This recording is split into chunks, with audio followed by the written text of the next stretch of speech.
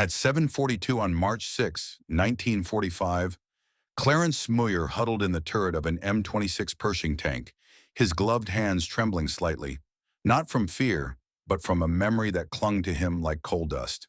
The 21-year-old corporal, raised in Pennsylvania's coal country, where fistfights were foreign and a single rabbit hunt left him sick to his stomach, was now staring down the barrel of a German Panther tank. Outside, Cologne's streets lay in smoldering ruins, rubble choking every alley and the acrid stench of burnt steel hanging in the air. Two American Sherman tanks had just ground to a halt at the intersection ahead, their crews unaware of the death staring back at them from a shadowed doorway. Smooyer's life had been a study in contradiction. His father spent his days deep in the mines, and Clarence had grown up believing violence solved nothing. He'd never raised a hand in anger, never craved conflict, and yet here he was, with 5 enemy tanks already destroyed to his name, 7 months of combat across France and Germany, hardening his resolve even as it gnawed at his soul. The Panther fired first, 2 deafening blasts echoing through the ruined streets. The rounds sliced through the lead Sherman's gun shield with terrifying precision, mere inches apart. 3 crewmen died instantly. The commander stumbled out, his left leg severed below the knee, before collapsing in the rubble.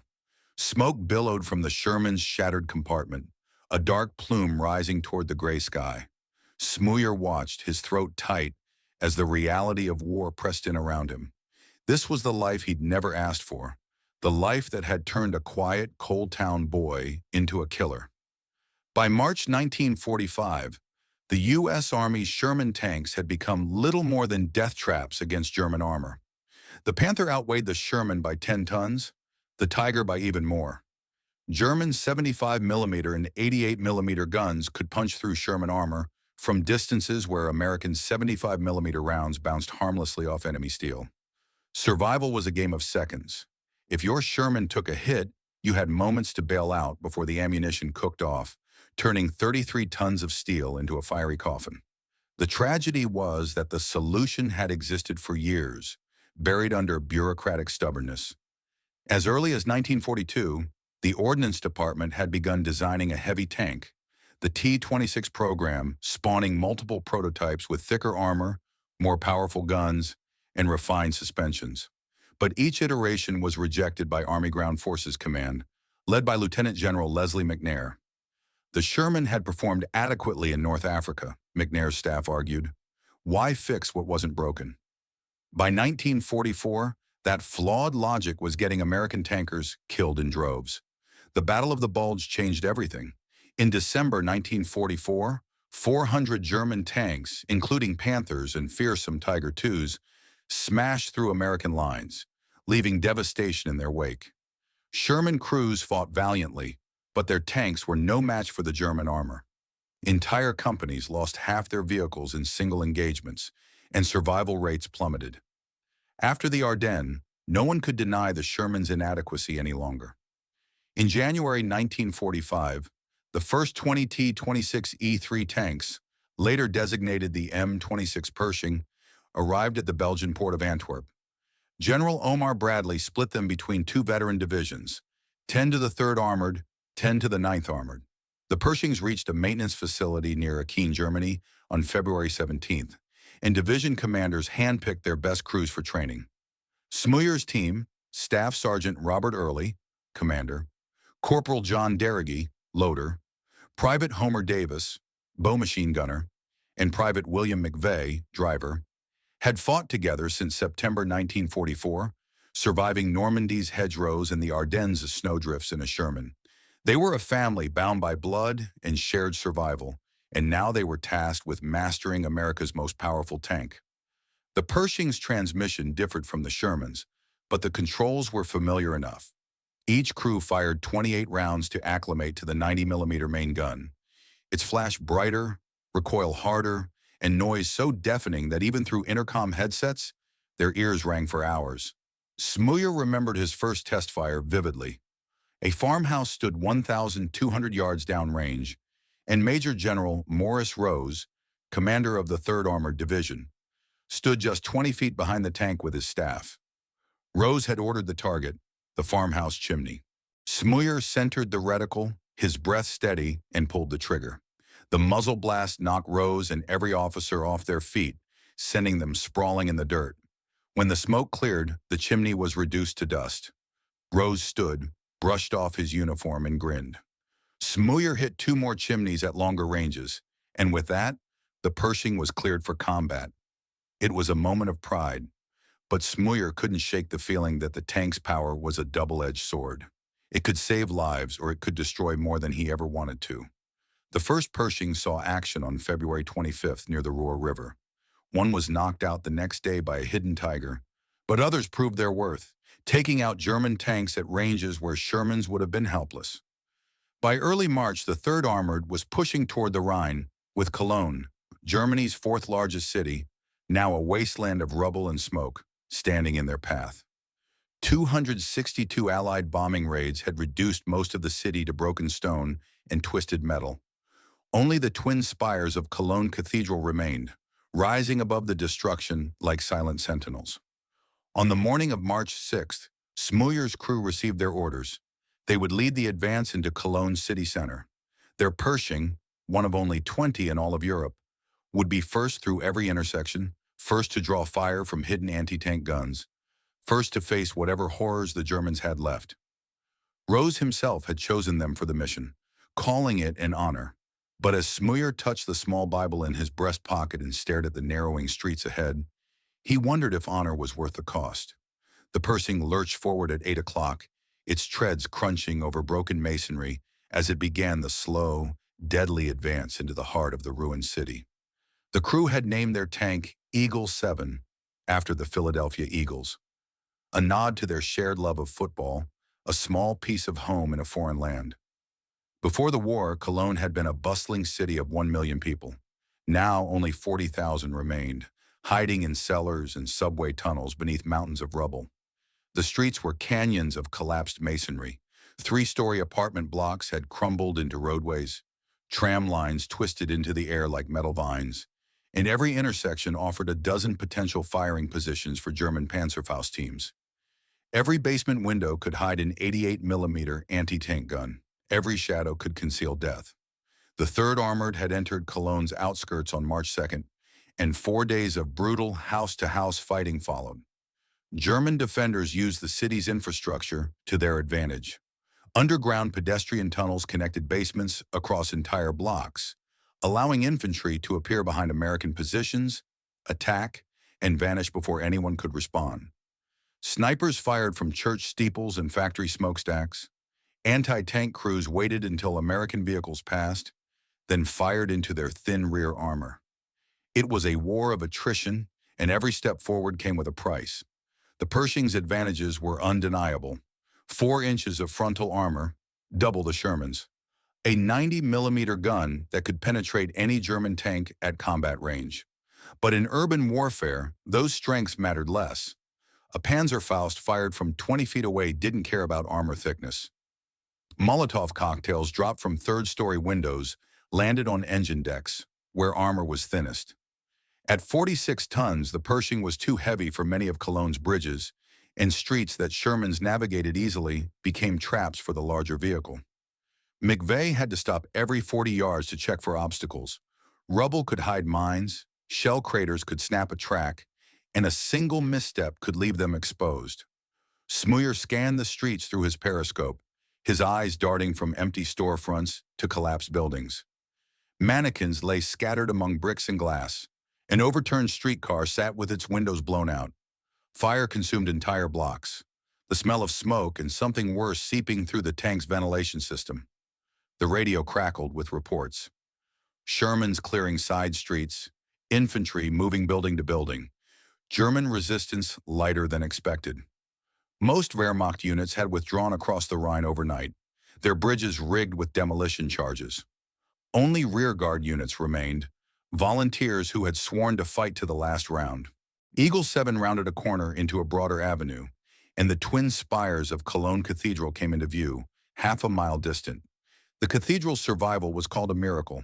262 bombing raids had reduced the surrounding city to fragments, but the medieval Gothic structure stood intact. Its towers were navigation points for every unit in the city, every map reference starting from the cathedral, every radio transmission mentioning the spires as a landmark. As they advanced, the streets grew wider and more dangerous. Longer sight lines gave German gunners more time to aim, and Smooyer kept his finger hovering near the trigger, his gaze never wavering. At 9:15, the radio crackled to life with urgent orders. German tanks were operating near Cathedral Square, at least 2 Panthers, possibly a Tiger. American infantry had pulled back after taking casualties, and Eagle 7 was tasked with eliminating the enemy armor. Smooyer's mouth went dry. The Pershing had never faced a Panther in direct combat, and every crewman knew the stats. Panther frontal armor was 5 inches thick, its 75mm gun capable of penetrating 6 inches of steel at 1,000 yards. In North Africa and Normandy, single Panthers had destroyed entire American platoons. This was the fight they trained for, but it was also the fight that could end them. McVeigh increased speed, the Pershing's engine rumbling as it closed in on the cathedral. The spires grew larger through the periscope, and Smooyer could almost feel the eyes of the German tank crew watching, waiting. At 9:30, Eagle 7 entered the cathedral district, the streets narrowing again as 4- and 5-story buildings blocked out most of the sunlight. Smoky haze from morning fires drifted between the ruins, and McVeigh slowed the tank to a walking pace. Quieter, but every revolution of the treads echoed off the masonry walls. Smooyer rotated the turret slowly, covering the left side of the street, while Davis watched the right through his bowgun periscope. The 90mm gun swung across storefronts and alley mouths, empty windows staring back like hollow eye sockets. This section of Cologne had once been a thriving commercial district, department stores, cafes, office buildings. Now it was a maze of collapse and shadow. The radio transmitted in short bursts. 2 companies of American infantry were pinned down 3 blocks east of the cathedral, under heavy machine gun and mortar fire. They needed armor support, but Shermans couldn't reach them. The approach streets were blocked by rubble. Only Eagle 7's avenue provided a clear path to Cathedral Square. Another transmission followed. 2 Shermans from F Company had tried to reach the cathedral from the north, operating without infantry support, a deadly mistake in urban terrain, but their riflemen were engaged elsewhere. Their orders: recon the square, identify enemy positions, then withdraw. Early acknowledged the transmission. Eagle 7 would link up with the F Company Shermans near the cathedral. 3 American tanks could suppress enemy positions long enough for infantry to advance. Standard combined arms tactics, the kind the 3rd Armored had executed successfully dozens of times since Normandy. The Pershing rolled past a burned-out German half-track, its crew lying nearby, killed by American machine gun fire in the past 24 hours. Beyond it, the street opened into a small plaza with a dry, shell-pocked fountain in the center. The avenue stretched straight ahead, leading directly to the cathedral spires. At 9:47, Smooyer heard it through his headset. 2 rapid booms, heavy caliber, echoing from ahead. Then silence. Then a 3rd boom, tank gunfire, undeniable. Seconds later, the distinctive crack thump of high-velocity rounds hitting armor filled the air. The radio erupted with frantic cries. An F Company Sherman had been hit, crew bailing out, the 2nd under fire. German tank position unknown, but close to the cathedral. Panther operating in cathedral vicinity, came the warning. Early's voice cut through the chaos, calm despite the crisis. Eagle 7 would continue forward. They were the only American tank in position to engage. The Shermans were likely destroyed or disabled, and infantry couldn't advance while a German tank controlled the square. The mission hadn't changed: eliminate the enemy armor. The street curved slightly left, and beyond that bend, Cathedral Square would come into view. Somewhere in that plaza, or along the adjacent streets, the Panther crew waited, having already killed at least 3 American tankers, knowing more were coming. Smooyer pressed his eye to the rubber cushion of the gun sight, his finger settling on the trigger. The turret traversed controls solid under his right hand. Eagle 7 rounded the curve at 15 miles per hour, treads clanking over broken pavement, exhaust streaming from the engine grills. The cathedral spires filling the forward vision blocks. At 9:52, Cathedral Square unfolded before them. The Gothic cathedral dominated the skyline. its 516-foot twin spires towering over the rubble. The 300-yard-wide plaza, once paved with stone, was now pockmarked with shell craters and strewn with debris. Beyond the cathedral, the Hohenzollern Bridge spanned the Rhine, rigged with enough explosives to send the entire structure crashing into the river. Smoke drifted across the square from fires still burning in nearby buildings, and through the haze, Smooyer spotted the first Sherman, motionless in a perpendicular street, angled as if it had stopped mid-maneuver. Smoke poured from its open commander's hatch, the gun tube pointing awkwardly toward the sky. McVeigh brought Eagle 7 to a halt a block from the square, positioning the tank in the shadow of a partially collapsed office building. From here, they could observe without exposing themselves fully. Early studied the scene through his vision blocks. The Sherman had taken at least 2 hits, fired with precision, professional gunnery, the mark of a seasoned crew. The second Sherman was nowhere in sight. Radio reports placed it on the square's northern edge, also disabled. The German tank held the advantage, with clear lines of fire covering every approach to the cathedral. Any American vehicle crossing the plaza would be targeted instantly. Early made a bold call. He would recon on foot. Leaving the Pershing stationary was risky, but advancing blind into an ambush was suicide. He needed to pinpoint the Panther's position before committing Eagle 7 to the attack.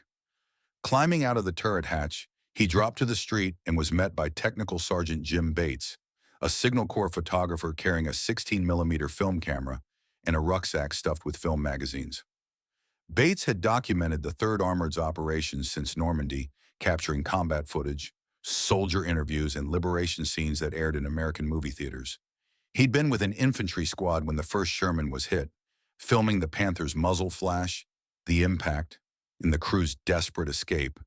And now he wanted to capture the Pershing's first duel with a Panther, a moment he knew would be newsworthy. The 2 men moved forward, hugging the building walls until they reached a corner with a clear view of the square. Early scanned methodically and spotted the Panther partially concealed by a side street, positioned perfectly for an ambush, its gun trained down the avenue where the Shermans had approached. The 75mm barrel jutted from the angular turret like a pointed finger, covering the entire plaza while the tank remained hidden. An American tank approaching from the north would expose its vulnerable side armor, but the Panther couldn't see Eagle 7's current position, blocked by the office building.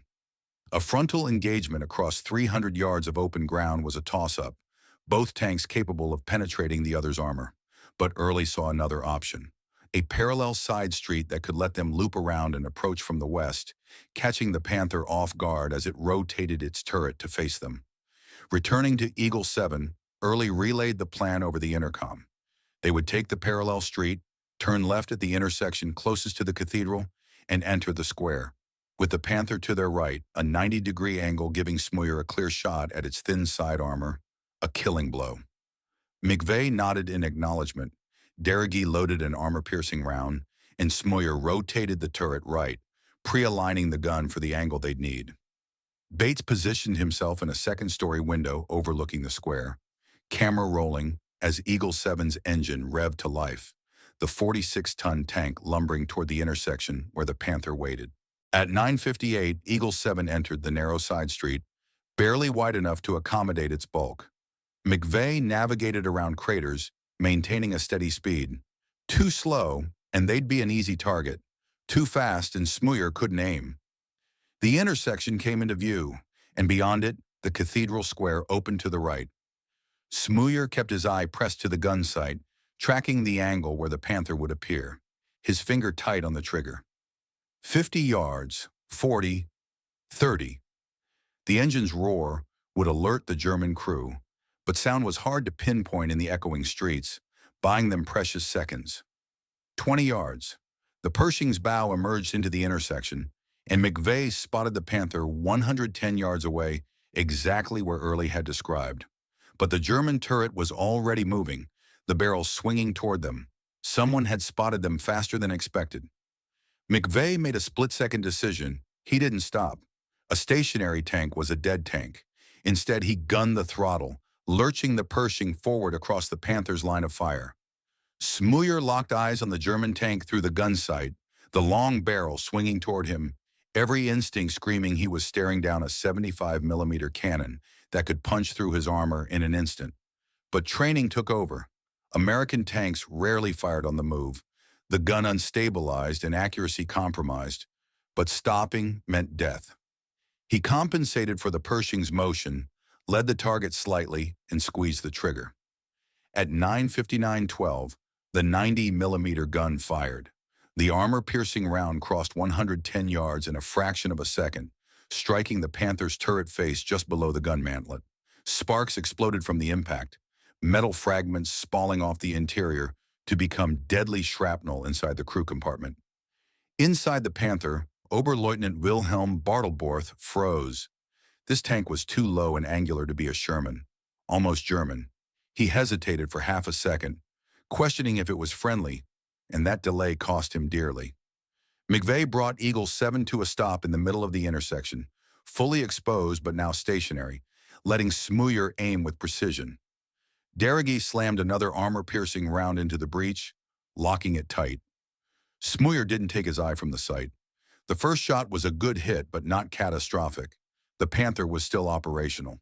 He adjusted his aim lower, targeting the hull just below the turret ring, where the side armor was a mere 40 millimeters compared to 80 millimeters on the front, easily penetrable by the 90 millimeter gun.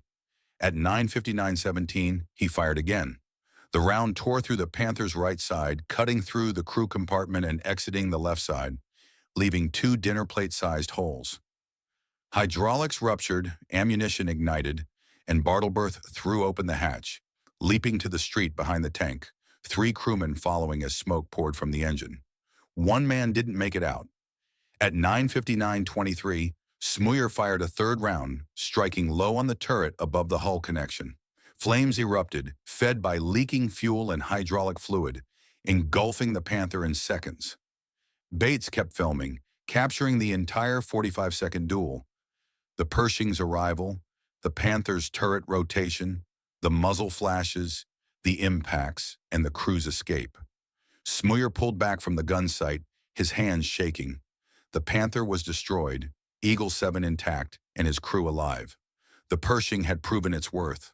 The Panther burned for 3 hours, ammunition cooking off in bursts that sent sparks flying. By noon, only a heat-warped, blackened turret remained, angled awkwardly on the hull. German infantry supporting the tank had fled across the Rhine, and American troops moved into the square by early afternoon. Bates approached Eagle 7, filming the crew as they stood outside, smoking and inspecting the tank. Unscathed, the Panther never having fired a shot.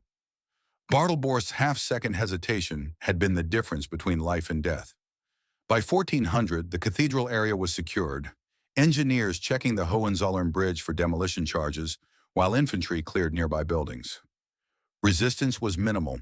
Most German forces had retreated after the Panther's destruction, the sound of the Pershing's gun signaling the collapse of their defenses. But Cologne wasn't fully taken yet, and Eagle 7 received orders to advance deeper into the city. The crew remounted, McVeigh starting the engine as the tank rolled toward the Rhine. At 1432, Eagle 7 entered a narrow street blocks from the cathedral, flanked by tall buildings that formed a corridor barely wider than the tank. Ahead, the street opened into a small intersection leading to the Rhine riverbank. Suddenly, a black automobile raced across the intersection, weaving through debris. Likely a staff car, Smooyer thought, used by German officers to move between command posts. In a city emptied of civilians weeks earlier, any unidentified vehicle was a threat. He opened fire with a coaxial machine gun, tracer rounds streaking across the plaza, hitting the car's body, shattering glass, but it kept going, disappearing down another street. At that moment, a German Panzer IV hidden to Smooyer's left opened fire on the same car, its machine gun chattering. The older Mark V Alpha model wasn't as deadly as a Panther, but it could still destroy a Sherman. And while the Pershing held the advantage, the Panzer IV had cover, hidden behind a partially collapsed 4-story residential building. The combined fire crippled the car, which skidded to a stop, the driver slumping over the wheel. A figure fell from the passenger door and lay motionless. Smooyer saw the Panzer IV's muzzle flash, but the tank backed deeper into its hiding spot, leaving only a small portion visible. too little for a guaranteed kill shot. McVeigh tried to maneuver for a better angle, but the narrow street restricted movement. Smooyer made a call. He couldn't see the Panzer IV, but he could see the building hiding it. Rotating the turret, he aimed the 90mm gun at the base of the standing wall section, where structural integrity was weakest, and loaded a high-explosive round designed for destroying fortifications. At 14:34:48, he fired. The round detonated against the brick and concrete, tearing out a 6-foot-wide section of the corner support. For a heartbeat, nothing happened. Then the wall collapsed inward, a cascade of dust and masonry, burying the area where the Panzer IV had been. The noise thundered through the street, dust clouds obscuring visibility. Beneath the rubble, 18-year-old Panzer IV machine gunner Gustav Schaefer and his commander scrambled to escape through the turret hatch, clawing their way out as dust filled their lungs.